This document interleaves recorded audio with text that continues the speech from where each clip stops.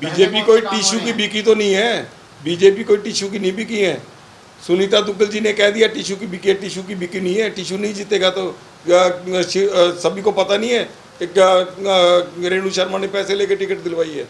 सभी बीजेपी वाले कह रहे हैं, सभी पार्टी कह रही है, मैं खुला चैलेंज कर रहा हूँ। 17 लाख इन्होंने एक लिया, 5 लाख एक लिया, 9 लाख एक लिया, मैं सारा बता देता हूँ आपको। तो किस किस ने लिए 17 लाख 9 लाख? वो आप सभी को पता चल जाएगा, ये पार्टी इंक्वायरी करवाएगी। बीजेपी को खराब रेणु शर्मा सिर्फ जिलाध्यक्ष कर रही है यहाँ पे बीजेपी की मिट्टी प्लीत करने के लिए।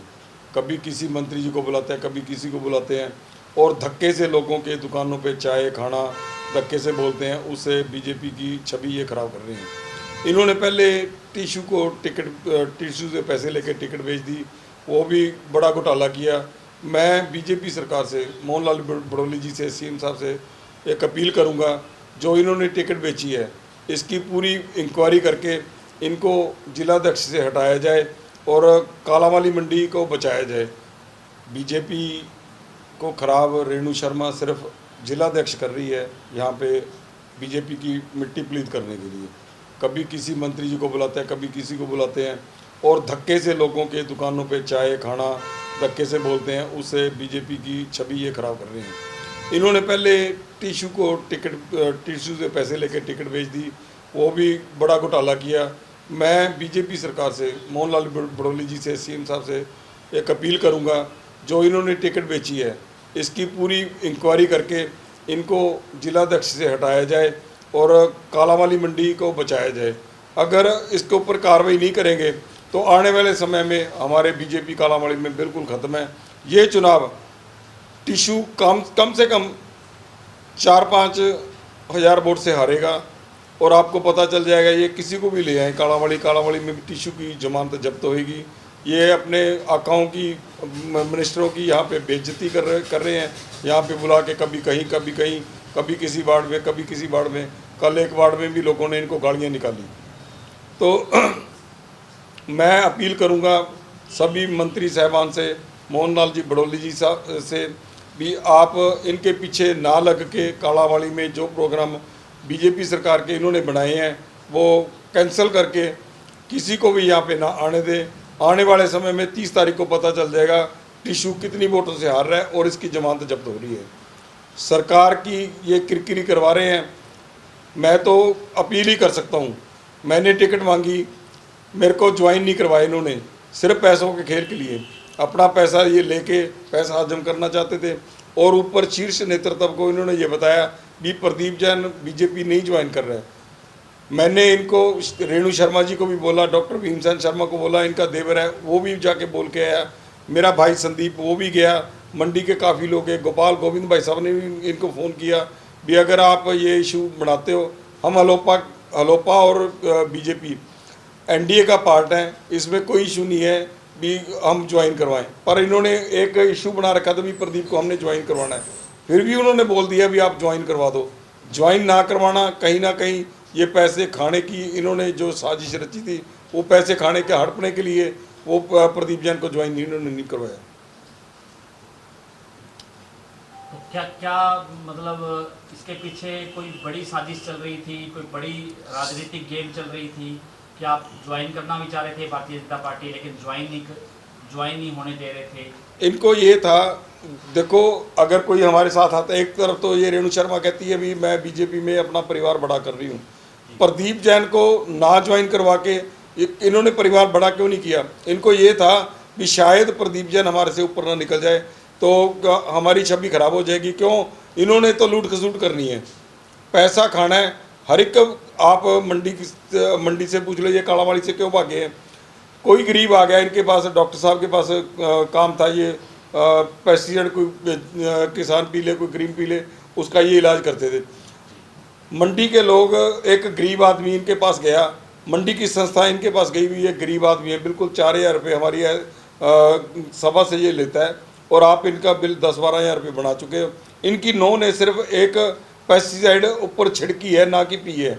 इन्होंने 12-13 हज़ार रुपये बिल बना दिया। उसमें मैं भी बीच में इनके साथ गया था, मंडी के सभी एसोसिएशन के पदाधिकारी सभी इनके पास गए थे।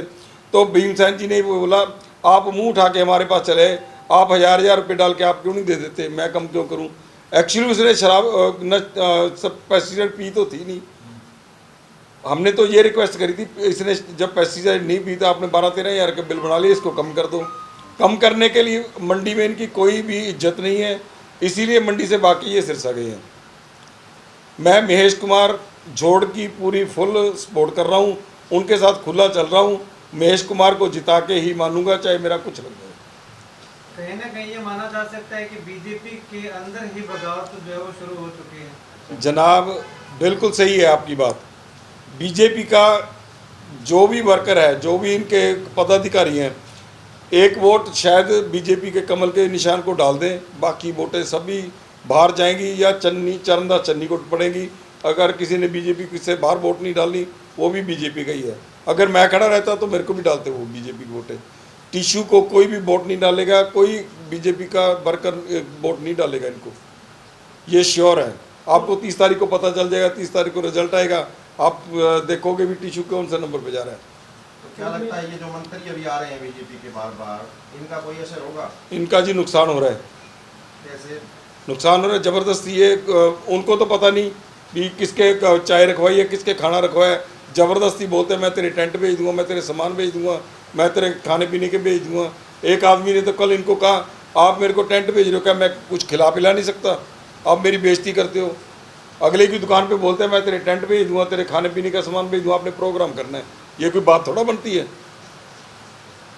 कोई लोग गिरे हुए नहीं है, इनके पैसे लेंगे।